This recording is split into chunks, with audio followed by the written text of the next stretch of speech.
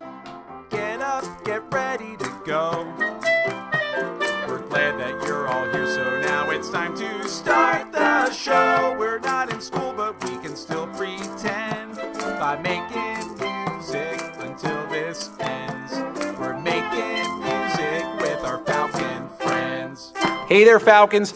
Guys, we've been working really hard, and we've been learning about rhythms, we've been learning about melodies, we've been learning about music, we've been learning about all sorts of different things. But today, we're going to take a little bit of a detour. We're going to talk about a composer.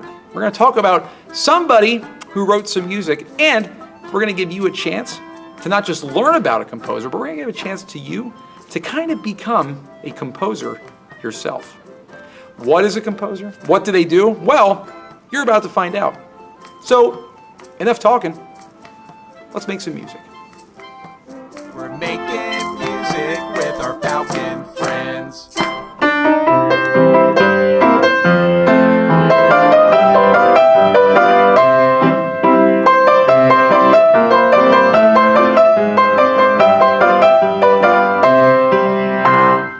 Oh, sorry, didn't hear you there. 4th grade. I was just thinking about Scott Joplin. Remember a couple of weeks ago we listened to a piece of music, The Entertainer. It's actually what I was just playing, by Scott Joplin. We had a video for you that you listened to. You know, Scott Joplin was a composer. Now, what is a composer? Well, a composer is somebody who writes music for their job. Their job is actually to write music. It's a great job. You know, you probably know people who have a job. Your parents, your grandparents, maybe an older brother or sister, maybe an aunt and uncle. What are some jobs that people have in your family? What do you want to do when you grow up? What would you like your job to be? Well, something you could do, if you work at it, is be a composer, just like Scott Joplin.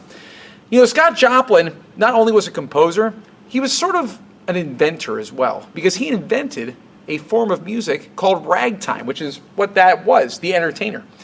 You know, ragtime music started over 100 years ago, but it still lives today. In fact, you know a lot of that music I played last week from Super Mario Brothers? Well, a lot of that music was influenced by ragtime. You know, I have a video I'd like you to watch. This is a really great, informative video. It's not just about Scott Joplin, but it's about ragtime music too. I want you to listen to it. I want you to watch and try to learn a couple of things about Scott Joplin, because we have a little activity that's going to allow you to be a composer coming up right after our video. So sit back, relax, enjoy our video about Scott Joplin. We're making music with our Falcon friends.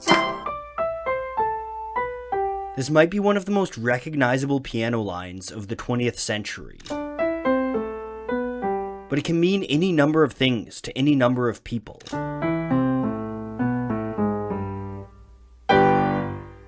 It's from a song called The Entertainer by Scott Joplin. To some people it could be a western saloon, to others a great caper, to some an ice cream truck, and to many a silent movie. But with all these different connections, much of The Entertainer's historical context is forgotten. And so what many people don't realize is that The Entertainer is one of the finest achievements by one of the greatest musicians in American history. People don't realize it's part of a tragic story of a visionary artist who died young and penniless and was buried in an unmarked grave. And many people don't realize just how this artist's work still influences the social and musical landscapes of America a century after his death. Let's take a closer look.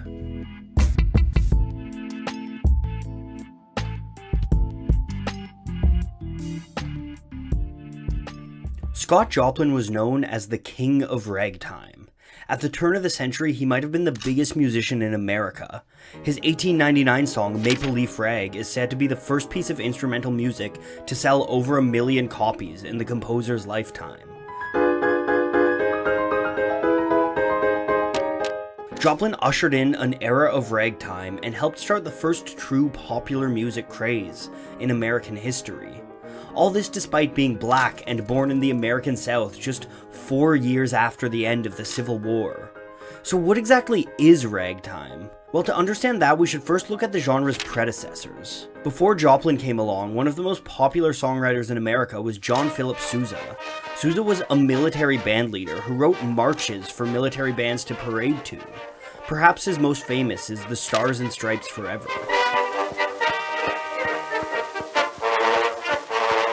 Because these marches were made for people to walk to, they were usually in 2/4 or 4/4 time, with clear notes played on the beat. But almost no ragtime music is played right on the beat, and that's because of another aspect of ragtime's influence: African folk music. African folk musics, like many folk musics, are built for dance, and playing music straight often just doesn't lend itself to dancing. So instead, these folk musics use a tool known as syncopation. Syncopation is putting stress on a beat that usually wouldn't be stressed, or missing beats where you'd expect stress. The result is something less predictable, and something that makes you want to move. Syncopation is the foundation of all kinds of music to this day, and ragtime brought syncopation into American popular music. Just look at the sheet music of Maple Leaf Rag. You can actually see the syncopation there on the page. And that's what gives the song the off-kilter jive that makes you want to walk around like a silent movie star.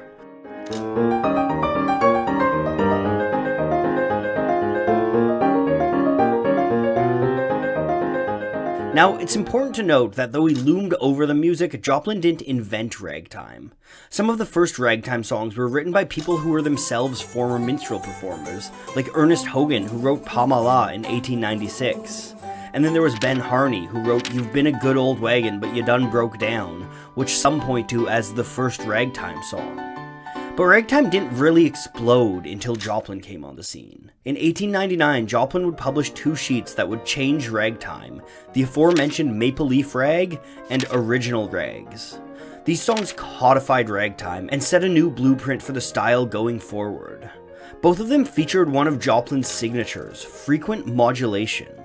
Music is built around tone centers, collections of notes that work well together. Modulation is what happens when you shift from one tonal center to another within the same song. Modulation became an important part of the structure of Joplin's rags. This structure consisted of 4 distinct sections following a pattern of A, A, B, B, A, C, C, D, D. Typically, the C section would see a clear modulation in the form of a key change. In the case of The Entertainer, the C section modulates to F major while the rest of the song is in C major.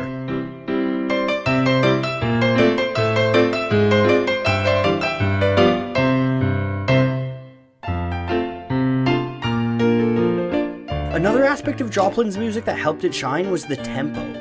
In your head, you might associate ragtime with fast piano playing, but Joplin was quite specific about one thing. Ragtime was not meant to be played fast. He even wrote "not fast" on the sheet of The Entertainer. And when you play The Entertainer at a slower tempo, you allow the song to tell a story. You allow it to build drama and tension as it speeds up slightly and changes keys and volumes.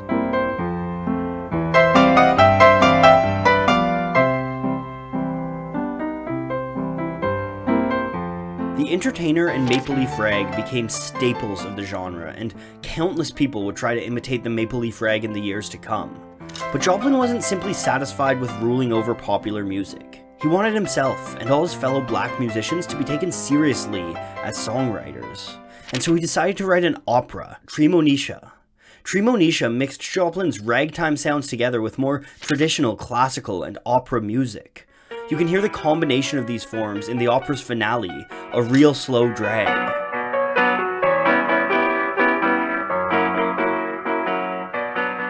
More than just the music though, Treemonisha told an important social message. Scott Joplin wanted to push civil rights forward and help advance the black cause in America, and to create a truly original black art form. So Treemonisha lays out a blueprint as to how to do that, through education. The titular character is a young freedwoman who uses education to lead her community against those that would exploit them. It's an incredibly forward-thinking story paired with some remarkable music, but Joplin would never see it live, not as he intended it anyways. Joplin couldn't find anyone willing to publish his radical opera, and ended up trying to self-publish it in 1915. In the end, he was only able to put together a small staging of it in a Harlem rehearsal hall, and it really didn't live up to his grandiose idea of what it could have been. That marked the beginning of the end for the King of Ragtime. On April 1st, 1917, at the age of 48, Scott Joplin died in a psychiatric hospital. By this time, he was penniless and he was buried in an unmarked grave. The ragtime era ended with the death of Scott Joplin, but its influence continued. A Jewish immigrant named Irving Berlin was an up-and-comer at the end of the ragtime era, and he scored his first hit with Alexander's Ragtime Band.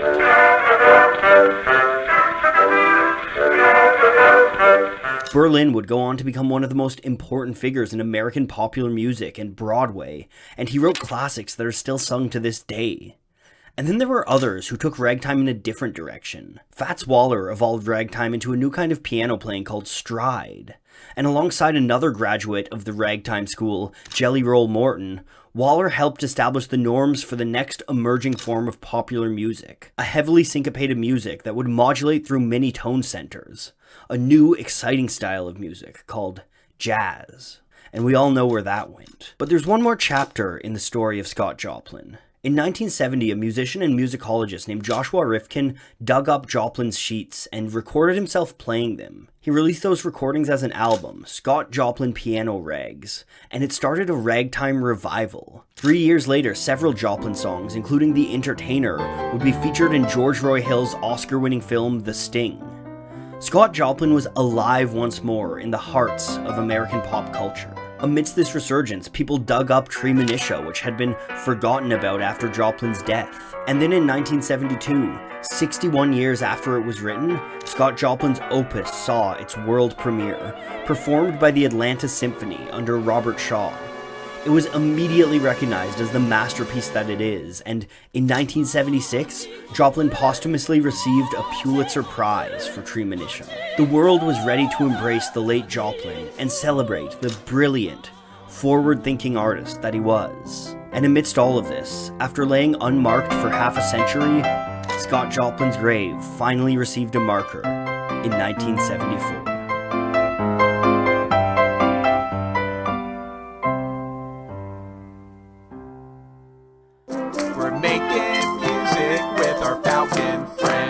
All right, fourth grade, hopefully you learned a little bit about Scott Joplin, but also a little bit about ragtime music. And right now what we're going to do is a little bit of a project. You are going to need somebody else to work on this with. So if you've got mom or dad or a brother or sister, somebody at your house, it's going to work a lot better if you have two people, okay? So here's what you need. You're each going to need something to write on and something to write with, okay?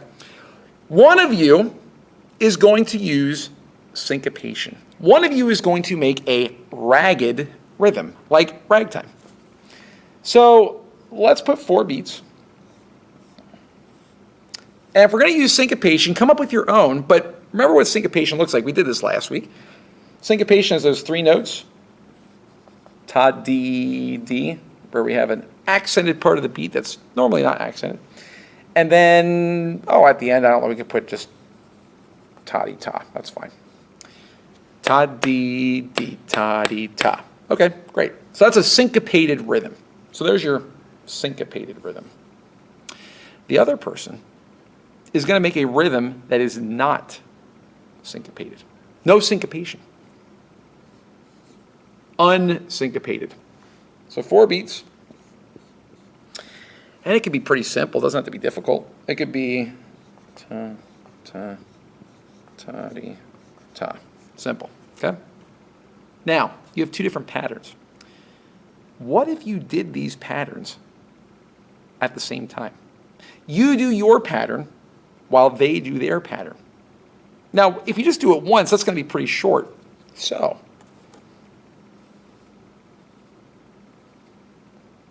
you know what that is? Ever learned about that before? If you're in band, you might know. That's called a repeat sign. A repeat sign tells a performer to don't just do it once, do it again. And for our sake, we can do this as many times as you want. You're going to perform your syncopated pattern that you came up with at the same time that somebody else performs the unsyncopated pattern at the same time.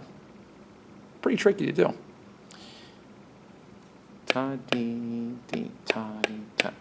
Ta dee dee ta dee ta. Ta dee dee ta dee ta. Ta dee dee ta dee ta.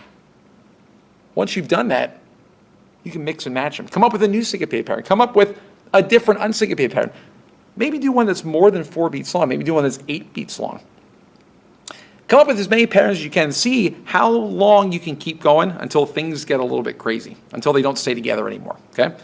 Be a composer like Scott Joplin. Make sure you're using syncopation. Make sure you're with a partner. Make sure you're sharing your music, and make sure you're having some fun. We're making music with our Falcon friends. Well, we sure had fun this week, didn't we? So, until next time, grab your coat and get your hat. Leave your worries on the doorstep. Just direct your feet to the sunny side of the street.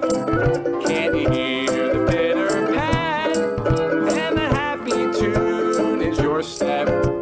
Life can be so sweet on the sunny side of the street. I used to walk in the shade with those blues on parade. Now I'm not afraid. This rover crossed over. If I ever